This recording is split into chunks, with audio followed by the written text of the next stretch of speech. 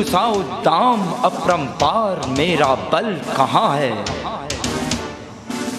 गूंजता जिस शक्ति का सर्वत्र जय जयकार, उस अटल संकल्प का संबल कहाँ है। ये शिला सा वक्ष, ये चट्टान सी मेरी भुजाएं, सूर्य के आलोक से दीपित समुन्नत भार, सामने टिकते नहीं वनराज पर्वत डोलते हैं। मेरी बाह में मारुत गरुड़ गजराज का बल है। मर्त्य मानव की विजय का तूर्य हूं मैं, उर्वशी अपने समय का सूर्य हूं मैं। अंधतम के भाल पर पावक जलाता हूँ, बादलों के शीश पर चंदन चलाता हूँ, पर न जाने बात क्या है। इंद्र का आयुध पुरुष जो झेल सकता है, सिंह से बाहें मिलाकर खेल सकता है। फूल के आगे वही असहाय हो जाता, शक्ति के रहते हुए निरुपाय हो जाता।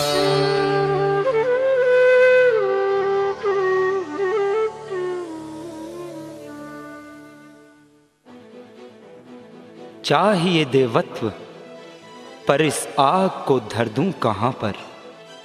कामनाओं को विसर्जित व्योम में कर दूं कहां पर। वहनी का बेचैन यह रसकोश बोलो कौन लेगा।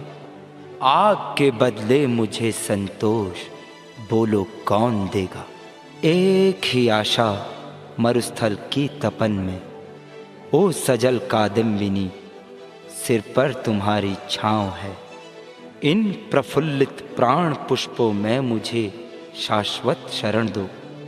गंध के इस लोक से बाहर न जाना चाहता हूँ। मैं तुम्हारे रक्त के कण में समाकर प्रार्थना के गीत गाना चाहता हूँ। जब तक ये पावक शेष, तभी तक सखा मित्र त्रिभुवन तेरा। चलता है भूतल छोड़, बादलों के ऊपर स्यंदन तेरा। जब तक ये पावक शेष, तभी तक सिंधु समादर करता है। अपना समस्त मणिरत्न कोश चरणों पर लाकर धरता है। जब तक ये पावक शेष, तभी तक भाव द्वंद्व के जगते हैं। बारी बारी से मही स्वर्ग दोनों ही सुंदर लगते हैं। बुझ जाए मृतिका अनल, सुरपुर का इतना ध्यान न कर। जो तुझे दीप्ति से सजती, उस ज्वाला का अपमान न कर। ये तो नर ही है एक साथ, जो शीतल और ज्वलित भी है। मंदिर में साधक व्रती, पुष्पवन में कंदर्प ललित भी है।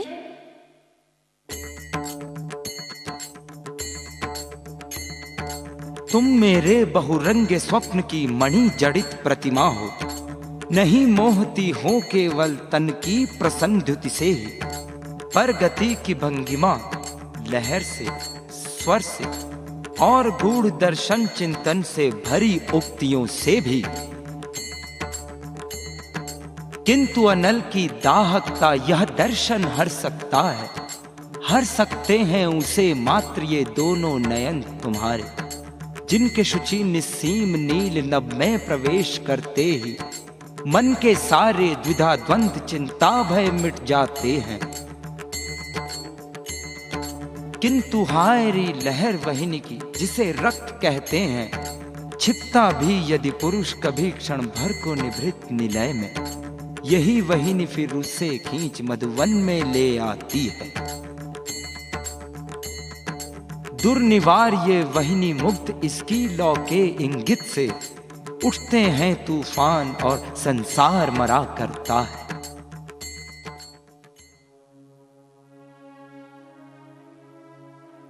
रक्त बुद्धि से अधिक बली है और अधिक ज्ञानी भी, क्योंकि बुद्धि सोचती है और रक्त अनुभव करता है। निरी बुद्धि की निर्मितियां निष्प्राण हुआ करती हैं। चित्र और प्रतिमाओं में जो जीवन लहराता है वह सूझों से नहीं, पत्र पाषाणों में आया है। कलाकार के अंतर के हिलकोरे हुए रुधिर से।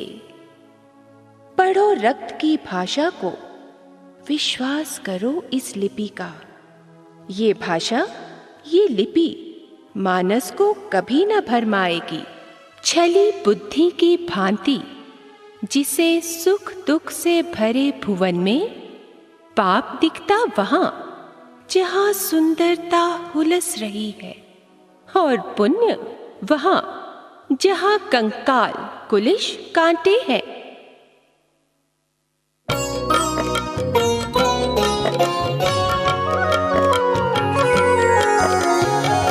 कुछ भी हम जान सके हैं यहाँ देह या मन से, वह स्थिर नहीं सभी अटकल अनुमान सदृश लगता है। अतः किसी भी भांति आप अपनी सीमा लंघित कर अंतरस्थ उस दूर देश में हम सबको जाना है। जहाँ न उठते प्रश्न न कोई शंका ही जगती है। देह धर्म से परे अंतरात्मा तक उठ जाना है। वहाँ जहाँ कैलाश प्रांत में शिव प्रत्यय पुरुष है और शक्तिदायिनी शिवा प्रत्येक प्रणयिनी नारी। चिंतन की लहरों के समान सौंदर्य लहर में भी है बल। सातों अंबर तक उड़ता है रूप सी नारी का स्वर्णांचल।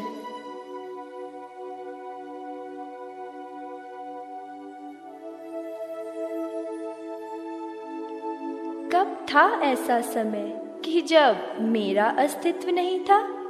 कब आएगा वे भविष्य जिस दिन मैं नहीं रहूंगी?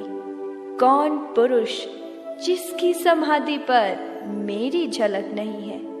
कौन नारी मैं नहीं राजती हूँ जिसके यौवन में? मेरा तो इतिहास प्रकृति की पूरी प्राण कथा है, उसी भांति निस्सीम असीमित जैसे स्वयं प्रकृति है। महाराज, प्रकृति और ईश्वर ये दोनों साथ नहीं रहते हैं। जिसे भी ईश्वर तक जाना हो उसे प्रकृति के सारे बंधन तोड़ लेने होंगे। और आप मुक्ति खोजते हैं, पर ये तो कहो किस बंधन से? ये पुष्प, ये पवन क्या बंधन है या फिर मैं बांध रही हूँ? अच्छा, यदि खुल भी जाओ पुष्प और पवन के बंधन से, अच्छा तुम मुक्त हो जाओ मेरे आकर्षण से। अब बोलो, मन पर क्या कोई बंधन बाकी नहीं है? बंधन नियम संयम शास्त्रों की आज्ञाओं का